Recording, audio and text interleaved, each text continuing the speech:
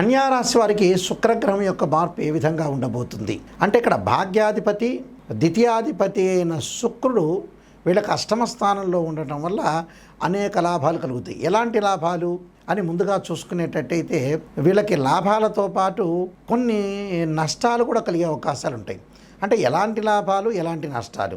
లాభం అంటే ఏమిటంటే శుభ కార్యక్రమాలు నిర్వహణ చేస్తారు, అలానే విద్యార్థులకి చదువు చెప్పించుకోవడానికి కొంత డబ్బులు ఖర్చు చేస్తారు, పిల్లల యొక్క ఆడపిల్ల పెళ్లికి డబ్బులు ఖర్చు చేసే అవకాశాలు బాగా ఎక్కువ ఉంటాయి, అనేక మార్పులు జరిగే అవకాశాలు ఎక్కువ ఉంటాయి. అంటే శుభ కార్యక్రమాల నిర్వహణతో పాటు అనేక విషయాల్లో ప్రతి వాళ్ళతోటి కూడా మాట్లాడి వాళ్ళ లైఫ్ని ఎలా లీడ్ చేసుకోవాలో ముందుకెళ్తారు.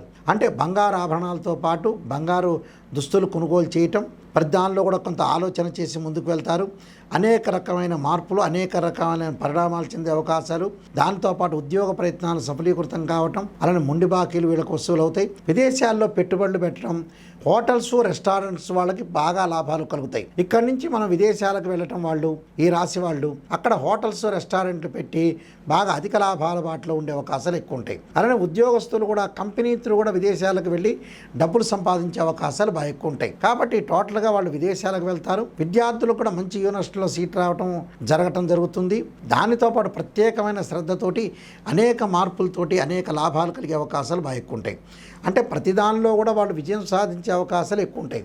విద్యార్థులలో పోటీ పరీక్షల్లో నెగ్గే అవకాశాలు బాగా ఎక్కువ ఉంటాయి. కాబట్టి అనేక లాభాల బాటలతో ఉంటారు. కాబట్టి శుక్రగ్రహం వల్ల బంధుమిత్రులతోటి కలయిక, అలానే మిత్రులతో స్నేహబంధం బాగా కలగటం ఒకటి, ఆరోగ్యం అనేది అనుకూలంగా ఉండటం, అనేక లాభాలు కలిగే అవకాశాలు, తీర్థయాత్రలు, పుణ్యక్షేత్రాలు, అలానే కోర్టు సమస్యల పరిష్కారం కావటం, పిత్రార్జితం కలిసి రావటం వచ్చే అవకాశాలు ఎక్కువ ఉంటాయి. అంటే పిత్రార్జితం కూడా బాగా కలిసి రావటం ఒకటి, కోర్టు సమస్యలు పరిష్కారం జరిగే అవకాశాలు ఖచ్చితంగా ఉంటాయి. కాబట్టి శుక్రగ్రహం యొక్క మార్పు జరుగుతుంది. కాబట్టి వీళ్ళు చేయాల్సిన పని ఏమిటి అని అంటే భయం అనేది కలుగుతుంది. కాబట్టి ఆంజనేయ స్వామి యొక్క ఆరాధన చేయాలి.